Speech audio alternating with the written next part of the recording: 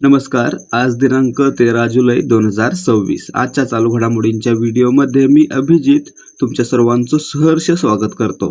व्हिडिओमधील प्रश्न आपल्याला पोलीस भरती, तलाठी भरती, त्यासोबतच वनरक्षक आणि सरळ सेवा भरती परीक्षांसाठी उपयुक्त राहणार आहेत. त्यामुळे व्हिडिओ पूर्ण पहा आणि आवडल्यास व्हिडिओला लाईक करायला विसरू नका.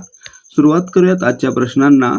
पहिला प्रश्न आहे, विम्बल्डन 2026 महिला एकेरीचे विजेतेपद कोणी पटकावले? तर या ठिकाणी पाहायचं आहे, लिंडा नोस्कोवा यांनी 2026च्या विम्बल्डन महिला एकेरीचं विजेतेपद पटकावलेलं आहे, म्हणून पर्याय सी याचं उत्तर आहे.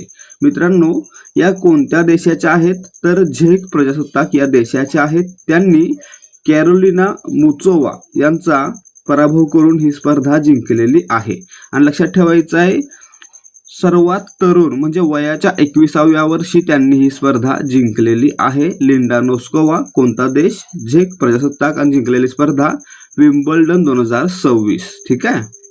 प्रश्न क्रमांक 2, नुकतीच पुरामुळे चर्चेत आलेली खावथांग तुईपुई नदी भारताच्या कोणत्या राज्यातून वाहते? आता या ठिकाणी पहा,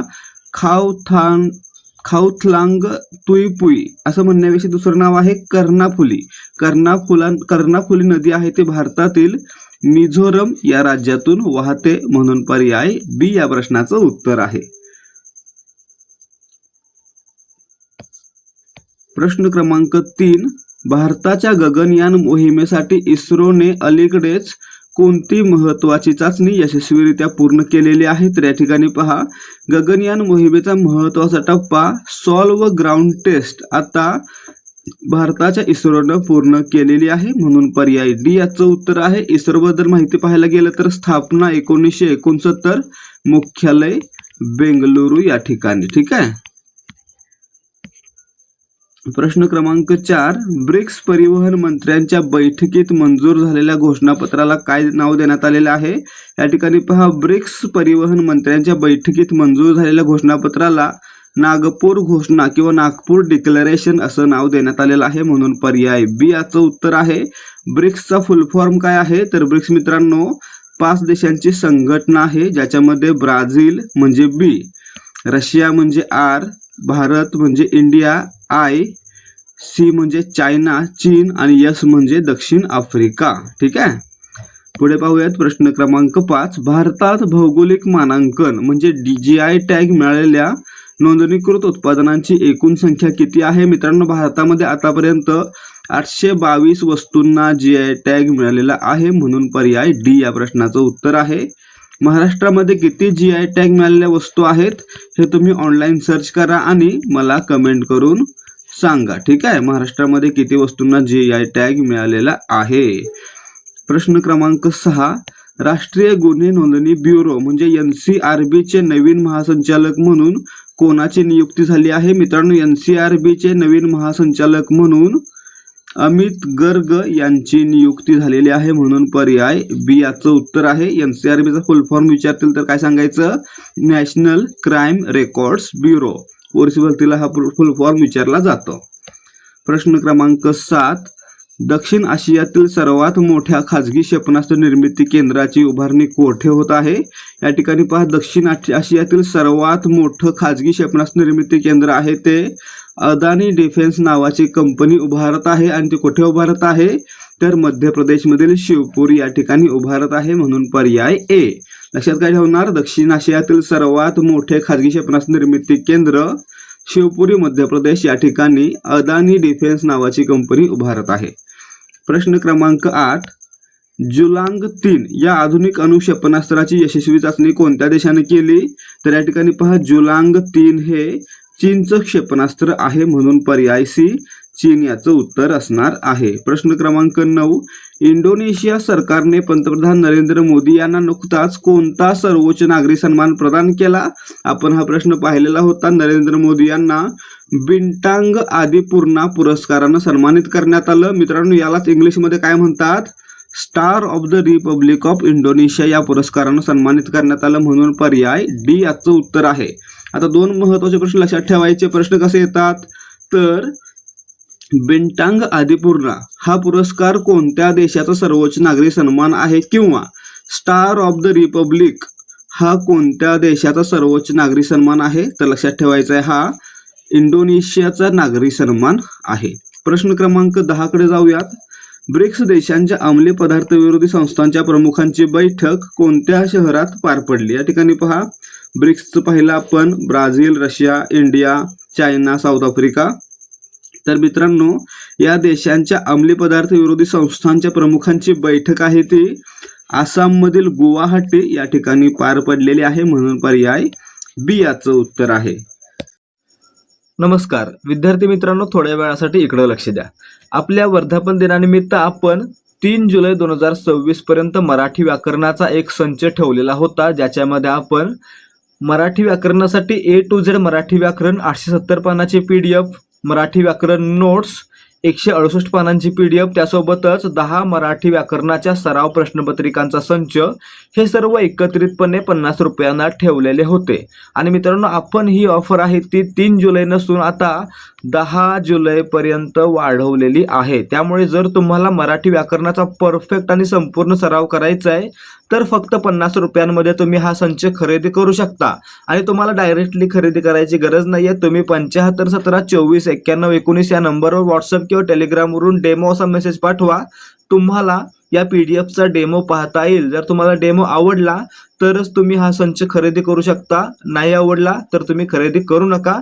फक्त फ्रीमध्ये डेमो पहा. त्या डेमोमध्ये आपल्याला A to Z मराठी व्याकरण आणि मराठी व्याकरण नोट्स या 2 PDFचे डेमो पाहता येतील. आणि आपण काय देतोय 50 रुपयांमध्ये? पुन्हा एकदा पहा, आपण 50 रुपयांमध्ये देतोय A to Z मराठी व्याकरणाची 870 पानांची PDF, त्यासोबतच ध्येयाधिकारी मराठी व्याकरण शॉर्ट नोट्सची 168 पानांची PDF आणि 10 मराठी व्याकरणाच्या प्रश्नपत्रिका, ज्या प्रश्नपत्रिकांमध्ये आपल्याला प्रत्येक प्रश्नाचं संपूर्ण स्पष्टीकरण पाहता येणार आहे आणि जेणेकरून तुम्हाला माझ्या भाषेमध्ये समजावता येईल अशा प्रकारे या पुस्तकांमध्ये लिहिलं गेलेलं आहे.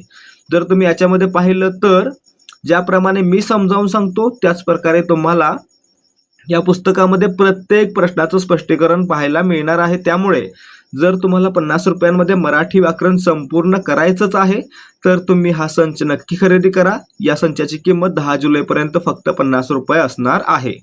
आणि हा संच आपल्याला MPSC, तलाठी भरती, पोलीस भरती, ग्रामसेवक, बँक भरती, रेल्वे भरती, त्यासोबतच सर्व सरळ सेवा भरती परीक्षांसाठी उपयुक्त राहणार आहे. त्यामुळे नक्कीच जर तुम्हाला हा खरेदी करायचा असेल किंवा नसेल, फ्री डेमो पहा.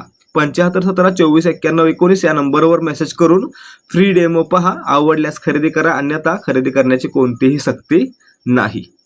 प्रश्न क्रमांक 11, जागतिक लोकसंख्या दिन कधी साजरा केला जातो? आपण पाहिलं होतं 1987 साली 11 जुलै रोजी जगाची लोकसंख्या 5 अब्ज झालेली होती. किती? 5 अब्ज. आणि मित्रांनो, यामुळेच 1990 पासून 11 जुलै हा दिवस जागतिक लोकसंख्या दिवस म्हणून साजरा केला जातो. पर्याय बी याचं उत्तर आहे.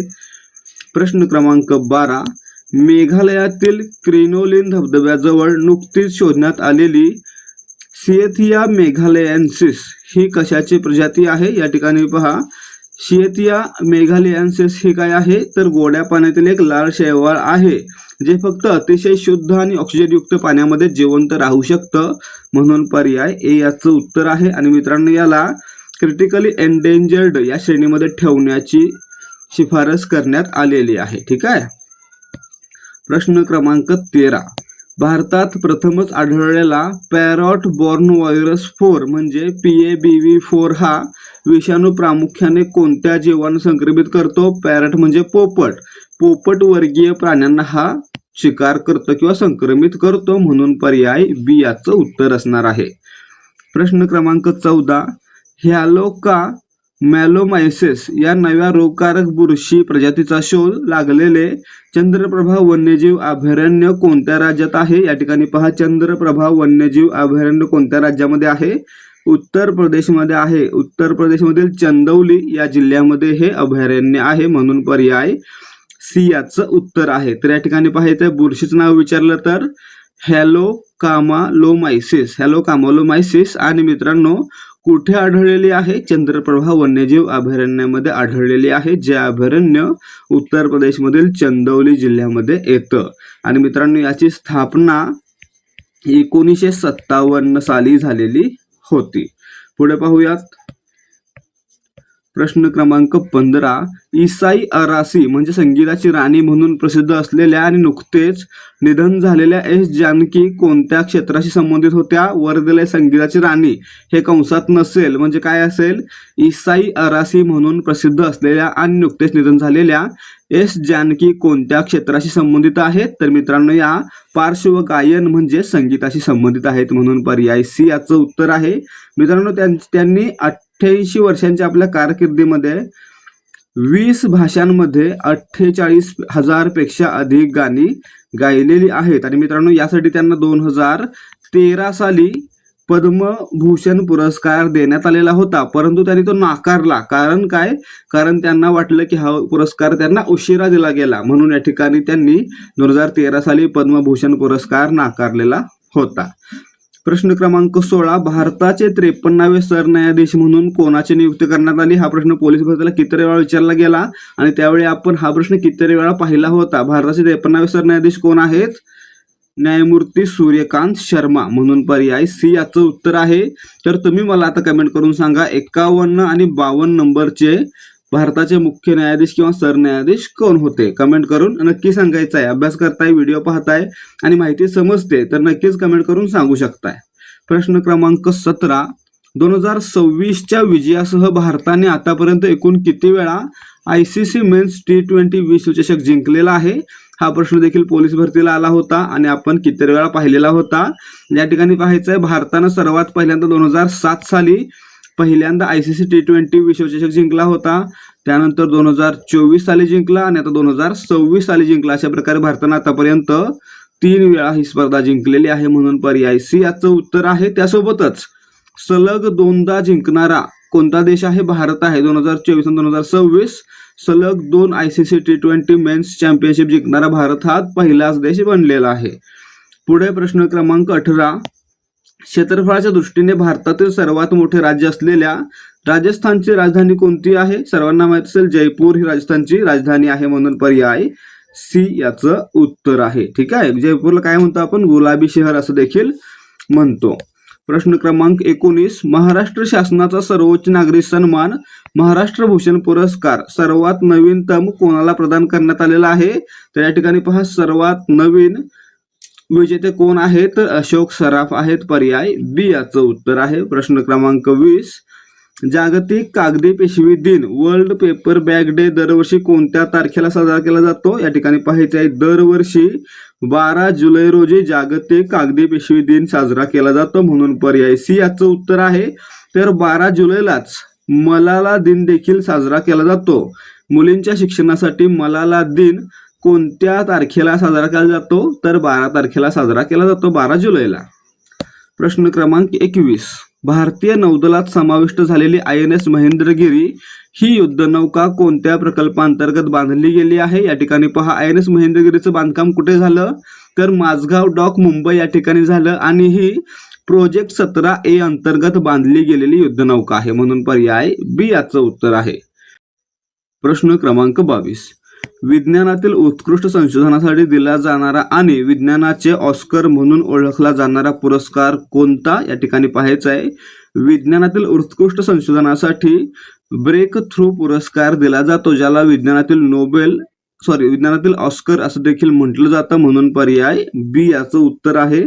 तर मित्रांनो, या अंतर्गत 2026 साली जे पुरस्कार दिले गेले, एक फिजिक्स मधील प्रयोग होता मुऑन G2, या प्रयोगासाठी 11 जणांना हा पुरस्कार दिला गेला. त्यामध्ये हे 11 जण भारतीय होते. ठीक आहे. आणि त्यामध्ये आसामचे डॉक्टर अथनुनाथ हे देखील होते. ठीक आहे.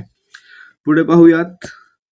प्रश्न क्रमांक 23. भारतातील पहिला अधिकृत सॅटेलाइट फोन अलीकडेच कोणत्या दूरसंचार कंपनीने लॉन्च केला? तर या ठिकाणी पहा, BSNL इनमरसॅट या नावाच्या कंपनीसोबत मिळून भारतातील पहिला अधिकृत सॅटेलाइट फोन लॉन्च केलेला आहे, ज्याचा उद्देश दुर्गम भागामध्ये फोन सेवा पुरवणं आहे. म्हणून याचं उत्तर पर्याय सी असणार आहे. BSNL आणि इनमरसॅट नावाच्या कंपनीनं हा फोन बनवलेला आहे. प्रश्न क्रमांक 24, हर घर मुफ्त बिजली या रूफटॉप सोलर कार्यक्रमासाठी वर्ल्ड बँकेने भारताला किती निधी मंजूर केला आहे? तर मित्रांनो या ठिकाणी पहा, हर घर मुफ्त बिजलीसाठी वर्ल्ड बँकेने भारताला $890 दशलक्ष निधी मंजूर केलेला आहे. म्हणून पर्याय सी याचं उत्तर आहे. प्रश्न क्रमांक 25, लॉर्ड्स मैदानावर 142 वर्षानंतर प्रथमच कोणत्या 2 देशांच्या महिला क्रिकेट संघांमध्ये कसोटी सामना आयोजित करण्यात आला? या ठिकाणी पाहायचं तर सर्वात पहिला पुरुष टेस्ट सामना भारत आणि इंग्लंडमध्ये कधी झाला होता?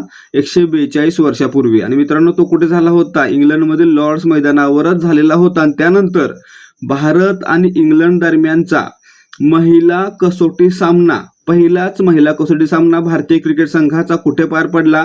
तर इंग्लंडमधील लॉर्ड्स मैदानावर पार पडला. आणि कोणत्या संघाविरुद्ध पार पडला? तर इंग्लंड या संघाविरुद्ध पार पडला. म्हणून पर्याय सी याचं उत्तर आहे की भारत आणि इंग्लंडचा ऐतिहासिक कसोटी सामना आहे तो लॉर्ड्स मैदानावर पार पडलेला आहे. अशा प्रकारे विद्यार्थी मित्रांनो आपले आजचे प्रश्न समाप्त होत आहेत. जर तुम्हाला आजच्या प्रश्नांचे उत्तर आणि स्पष्टीकरण समजलं असेल तर व्हिडिओला लाईक करा आणि अशाच प्रकारचे प्रश्नोत्तरांचे व्हिडिओ पाहण्यासाठी आपल्या चॅनलला सबस्क्राईब करा. भेटूयात पुढच्या भागामध्ये. जय हिंद, जय भारत आणि जय महाराष्ट्र.